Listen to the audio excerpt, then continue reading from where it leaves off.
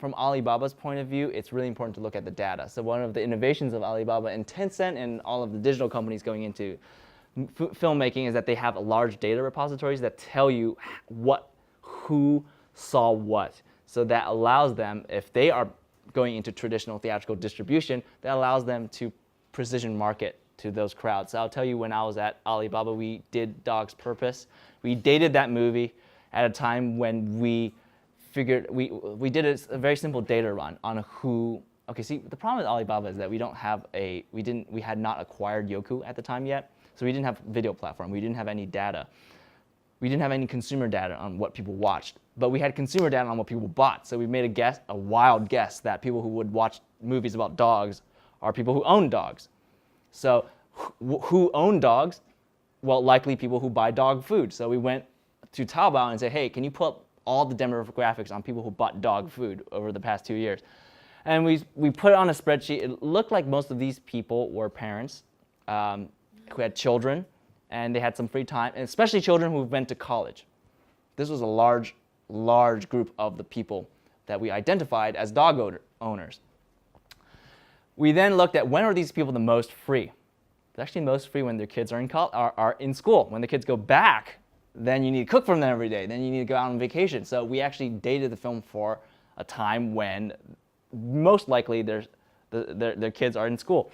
And then we basically did a marketing campaign that focused on ad banners and online video content that was especially tuned in to that crowd. So if you open Taobao and you're logged in, we did a campaign on the head banner that promoted the movie to people who were of that particular audience range. And that was free for us. That cost us nothing. It cost us, in total, a little bit over $2 million to market that movie, and it made 100 million in China, just in China alone. The worldwide box office, I think, is like 170 million for A Dog's Purpose. The movie cost $10 million to make. So you also use this data to influence how the film will be. Like, for example, the parents, the kids are out, they miss their kids, so you sort of put a plot twist into the film where the, I don't know, puppies move out or stuff like that.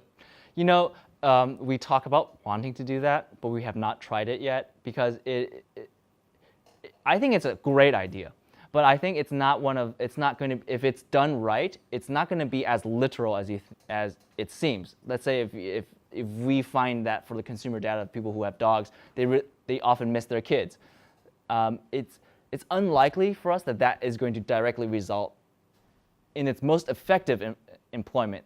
It's unlikely that it's going to be a scene where the parents miss their kids.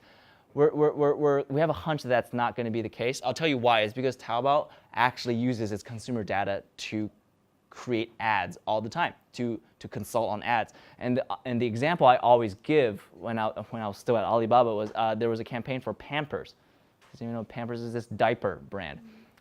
So Pampers got into China, and the marketing vendor for that in China was asking us what kind of advertisement would work for mothers who want to buy Pampers. So we did a data run, and the data run pulled out this: the 67%, I think that's right, 67% of people who bought diapers in China were women above the age of 30. It's like kind of a no-brainer, right? It's very duh. But then that kind of doesn't tell you anything, right? That doesn't tell you anything. We call it big data, but that's just common sense for most of us. We then took it one step further. What do they do after they buy the diaper? What do they scroll to next? Or what did they do before they bought the diaper? That gives us a blueprint of their decision-making process. This is where it got really interesting. 80% of women who bought diapers on Taobao, after they bought the diaper, they immediately went into the cosmetics section. Yeah. Makes sense though, but it kind of makes sense. Well, there's many reasons you can imagine for that, right?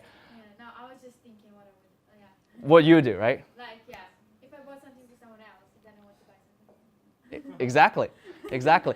That's very, very well put. Well, you know, you can draw any number of conclusions from that, right? Yeah. But the conclusion that the marketing vendor in China drew from that data, which I thought was brilliant, was that they said, oh, taking care of your baby is an expression of your beauty as a woman.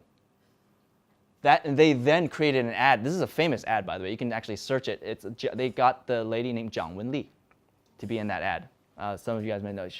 There's an ad of her with literally doing the diaper for the baby, and then they cut to when the kid's grown up, and the kid says, "Mom, you're so pretty."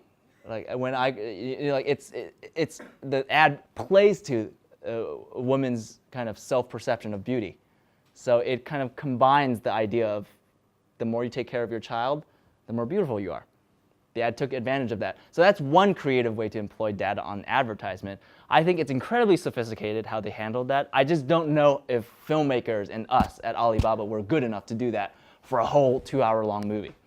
That's really, really difficult. So they're going to try to do that for sure, but I don't know how effective it is and how they're going to do it. I surmise it's going to be the most effective when it's done not literally, but more kind of allegorically. But that's very, very complicated. And that gives you an idea on just what stage of big data we are in right now. We're in elementary level big data usage for creative content, I think. Alibaba has taken a step into it because it's so big in advertisement. There's a company called Alimama, which is a business unit of Alibaba that does exactly that. They take consumer data and they find creative ways to implement that in advertisement. Tencent is getting ready to do it, but I think in fact they're in a better position than Alibaba because they got online literature, they got online games, they got social media, they know what we're talking about. It's not encoded. WeChat is not encoded. They know what we're talking about. They could do a million things with it, but they're not yet because it's also so much information and you want to be careful about how you exploit private information like that because that can go perfectly, very amazingly well or horribly wrong. So we're really at elementary stage at most. Some people haven't even gotten into preschool yet, I think, in terms of big data. And it's going to be interesting.